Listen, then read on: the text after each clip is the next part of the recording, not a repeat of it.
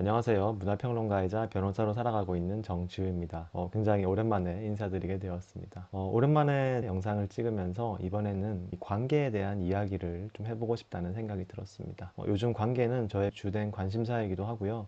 많은 분들께서 깊이 고민하고 또 관심을 가지는 그런 주제인 것 같습니다. 한편으로는 그런 이야기들도 되게 많은 것 같아요. 너무 관계에 대해서 고민하지 마라. 관계라는 것은 있다가도 없어지는 거고 만났다가도 헤어지는 거다. 그러니까 관계, 친구에 집착하지 말고 자기 할 일만 잘하면 된다. 이런 식의 어떤 얘기가 많이 이루어지기도 하고, 다른 한편으로는 이 관계라는 것은 굉장히 또 중요한 것이기 때문에 잘 다루어야 된다. 이런 이야기들이 되게 골고루 퍼져 있는 그런 시대인 것 같습니다. 여러분들께서도 내 관계에 대한 나의 생각을 좀 정리를 하고 자기만의 관점을 잘 가질 필요가 있는 그런 시대인 것 같습니다. 그래서 오늘 이 로빈 덤바의 프렌즈라는 책을 소개해 드릴까 합니다. 굉장히 두꺼운 책이기도 한데요. 이 관계의 과학, 우정의 과학에 대해서 다룬 그런 책입니다. 많은 분들께서 관계에도 과학이 있어? 우정에도 과학이 있어? 의아해할 수 있는데, 저 같은 경우에도 이 책을 읽기 전에만 하더라도 굉장히 사실 의아했던 그런 부분이었는데요. 읽으면서 저는 개인적으로 굉장히 재밌었습니다. 이 책에는 다양한 이야기들이 나오는데, 일단 처음에 그런 이야기들이 되게 많이 나오고 있습니다. 관계가 얼마나 중요한 것인가, 이런 이야기가 나오고 있는데, 이미 많은 분들께서 우리가 외로움이나 이런 문제들이 얼마나 중요한 것인지는 잘 알고 있으실 거라 생각이 들어요. 제가 개인적으로 되게 좋아하는 책 중에서 고립의 시대라는 책이 있습니다. 이 외로움의 효과에 대해서 굉장히 많이 서술을 하고 있는데, 과연 외로움이 우리 건강에 되게 치명적인 영향을 미칠 수도 있고, 그런 연구 결과를 많이 소개하고 있는 책이었고, 프렌즈에서도 그런 연구 결과들을 굉장히 많이 소개하고 있습니다. 예를 들어서 어떤 심장마비나 심장 발작과 관련돼서 이 연구 대상자들의 생존 확률에 가장 큰 영향을 미친 것이 바로 돈이었을까요? 아닙니다. 이 사교 활동 수치였다는 그런 연구 결과를 제시하고 있습니다. 그래서 어떤 주변의 어떤 지역 공동체나 친구 관계나 사회적 지원이 있는 그런 관계, 네트워크, 우정이 있는 사람들 같은 경우에는 실제로 그렇지 않은 사람들에 비해서 생존 확률이 50%나 높았다라고 이야기를 하고 있어요. 이것과 거의 비슷한 효과를 나타내는 유일한 변수는 역시 뭐였을까요? 돈이었을까요? 돈이 많았으면 생존 확률이 높았을까요? 그렇지 않았습니다. 금연 정도였다고 해요. 그러니까 금연을 한 사람과 친구 관계가 풍성한 사람이 거의 같은 생존 확률을 보였던 그런 연구 결과를 소개하고 있습니다. 관계라는 것이 생각보다 굉장히 중요할 수 있다. 네, 그런 것들을 이야기하면서 그렇게 도입부가 이어지고 있습니다. 저 같은 경우는 이 책을 되게 재밌게 읽었는데, 그 중에서 특히 재밌었던 부분, 이런 부분이 있었습니다.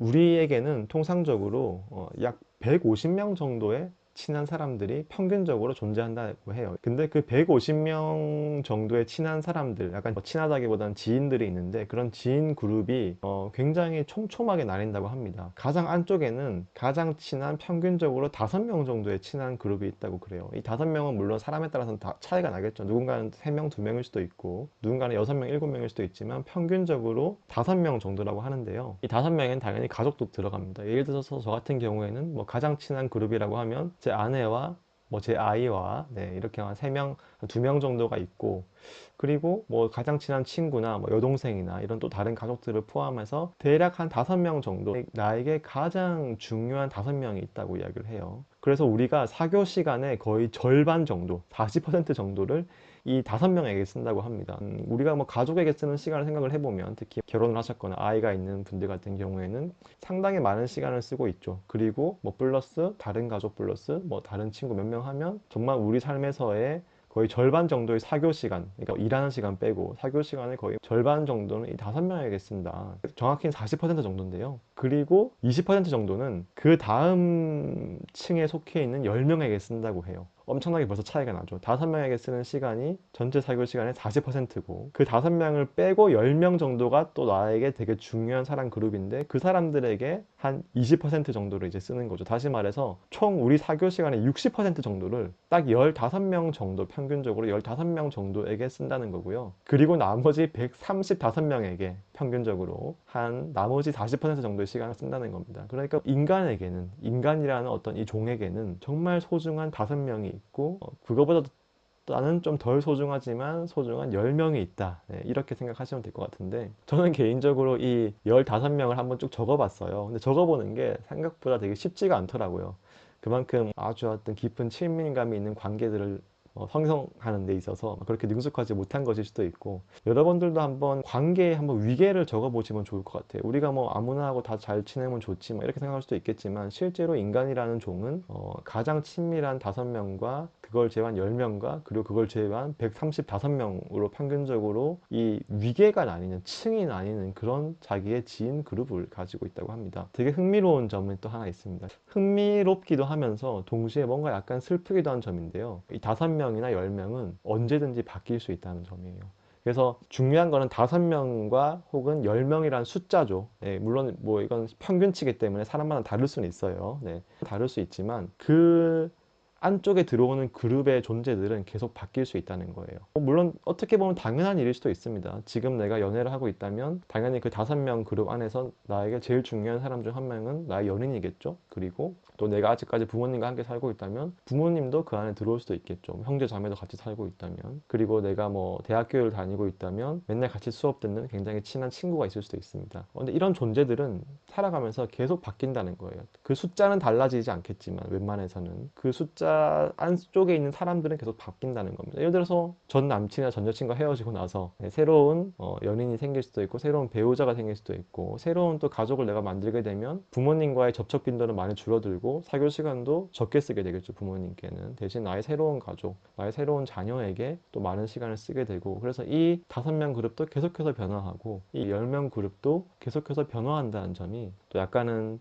흥미롭기도 하고 좀 슬프기도 한 그런 지점인 것 같습니다. 저 같은 경우에도 생각을 해보면 계속 그 5명 그룹, 10명 그룹이 바뀌고 있는 것 같아요. 한편으로는 그 존재들을 어떻게 우리가 잘 유지하는가도 되게 중요한 문제일 수 있다라는 생각도 요즘엔 많이 해보게 됩니다. 특히 이제 이 책의 후반부에 가게 되면 뭐 우리가 평생 겪는 이별이 몇 번이나 되냐 뭐 이런 얘기도 나오는데, 뭐 대략 우리가 평생 뭐 한 2, 3년에 한 번 정도씩 중요한 결별들을 한다고 해요. 뭐 친구와 헤어질 수도 있고, 연인과 헤어질 수도 있고, 뭐 친척과 멀어질 수도 있고, 회사 동료와 멀어질 수도 있죠. 여러 가지 어떤 이별과 결별을 한 2, 3년에 한 번씩 하게 되고, 그럼 뭐 인생을 통틀어서 한 몇십 번 정도의 이별과 결별을 하게 되는데, 그런 것들을 우리가 또 너무 힘들어하거나 슬퍼하지 않고 잘 받아들이면서 또 새로운 관계를 잘 만들어 나가고, 그런 것들도 되게 중요하다는 점에 대해서도 이야기를 충분히 하고 있습니다. 이런 어떤 전제하에서 우리가 인간관계를 맺는 것들이 어느 정도 위계가 있구나, 그룹이 있고 정말 중요한 사람, 그 다음으로 중요한 사람, 덜 중요하지만 나에게 친한 사람, 이런 사람들이 분명히 위계가 지어져 있다는 점에 대해서는 한번 인식을 해본다면 되게 좋을 것 같고요. 어느 정도 스스로 약간 그런 구별을 잘 해서 나에게 정말 소중하고 중요한 사람들은 더 관심을 기울이고 더 많은 시간을 쓰고 그럴 필요도 있겠다는 생각이 들기도 했습니다. 그래서 또 이런 구절도 나오고 있어요. 심리학적으로 보자면 한 친구에서 다른 친구에게로, 한 단체에서 다른 단체로 바삐 옮겨 다니는 사회적인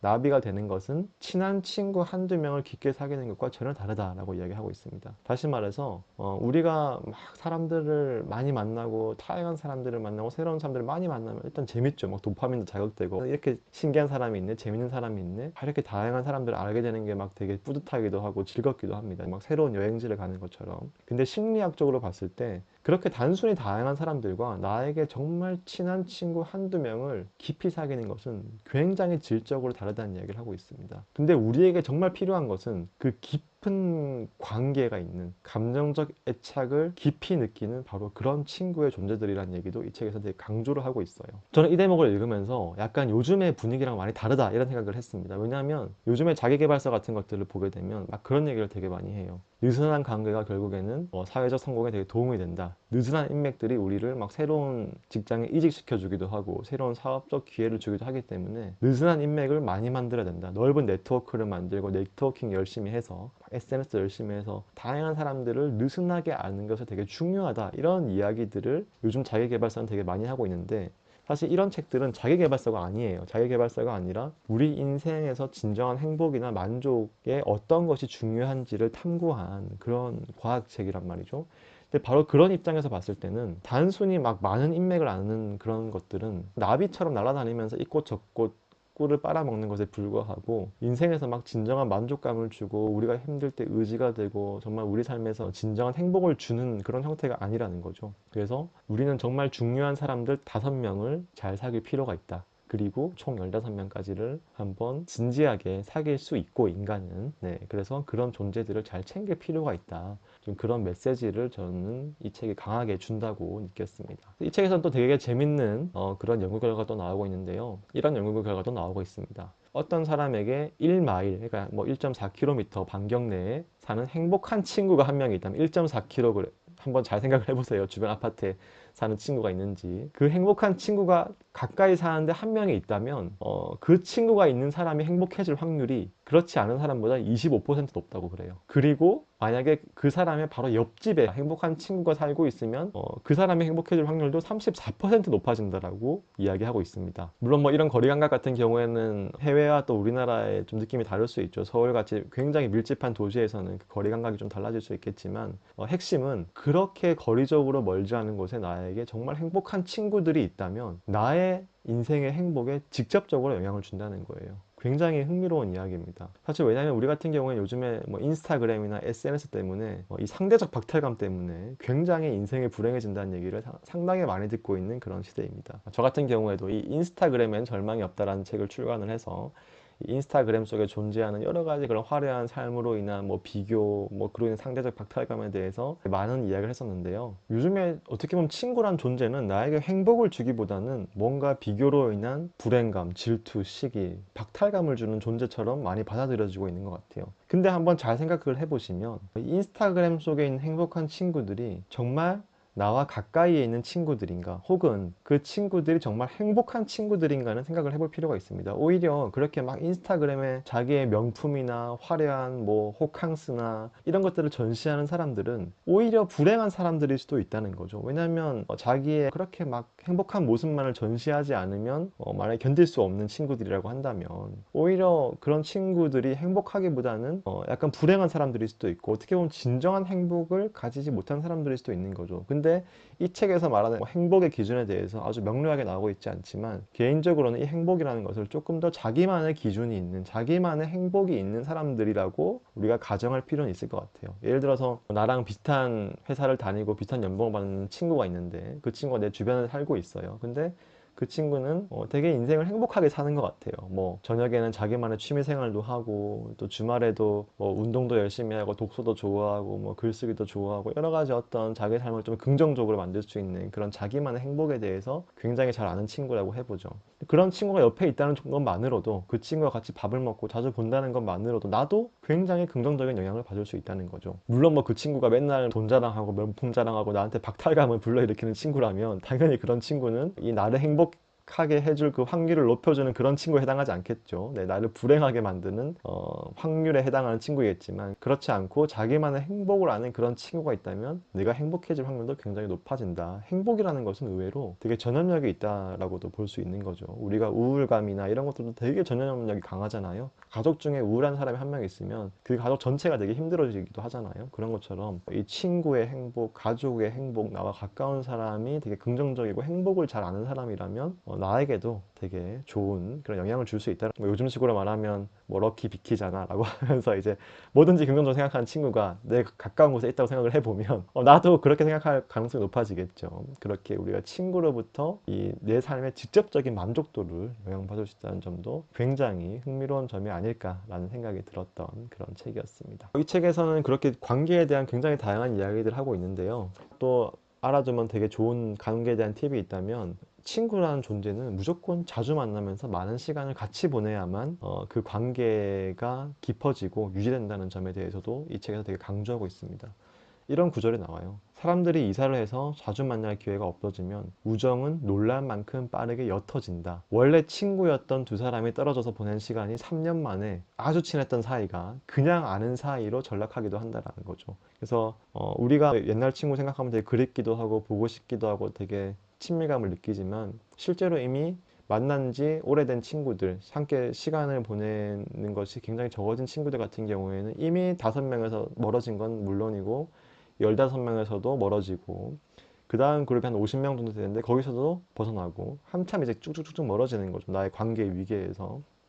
그래서 전 이 책을 읽고 나서 되게 그런 생각이 많이 들었어요. 내가 좋아하는 사람들 빨리 찾아가야겠다. 같이 가서 시간을 함께 보내야겠다. 함께 보낸 시간만이 관계의 어떻게 보면 전부일 수 있겠구나. 또 나아가서 가족과 시간도 많이 보내야겠다. 가족이라고 해서 이 관계의 법칙에서 자유로운 건 또 아니기 때문에 가족과도 시간을 많이 보내고 정말 함께 좋은 관계와 시간들을 만들어 나가야겠다. 그런 다짐을 굉장히 많이 하게 만들었던 책이었습니다. 여러분들께서도 이번 영상을 계기로 이 관계에 대해서 한번 고민을 해보면 좋을 것 같은데요. 이 책에서는 마지막으로 이 사회심리학자 마이클 아가일의 연구를 인용하면서 관계를 안정적으로 유지하는 데 반드시 필요한 6가지 핵심 법칙을 제시하고 있습니다. 이 6가지 핵심 법칙을 여러분들께서 잘 기억하셔서 좋은 관계를 유지하고 만들어 가시면 되게 좋을 것 같습니다. 첫 번째로, 그 사람이 없는 자리에서도 그의 편을 들어준다. 두 번째로, 그 사람과 중요한 소식을 공유한다. 세 번째로, 감정적 지원이 필요할 때 지원을 해준다. 네 번째로, 서로를 신뢰하고 비밀을 털어놓는다. 다섯 번째로, 도움이 필요할 때 자발적으로 도와준다. 여섯 번째, 그 사람을 행복하게 해주려고 노력한다. 네, 이 6가지 법칙은 우리 가족, 친구 관계에서 굉장히 중요한 것 같습니다. 여러분들 이 법칙을 잘 지키면서 좋은 관계를 안정적으로 잘 만들어 가시기를 바라겠습니다. 오늘 정지혜와 카푸치노 수도사 여기서 마치도록 하겠습니다. 저는 정지혜였습니다. 감사합니다.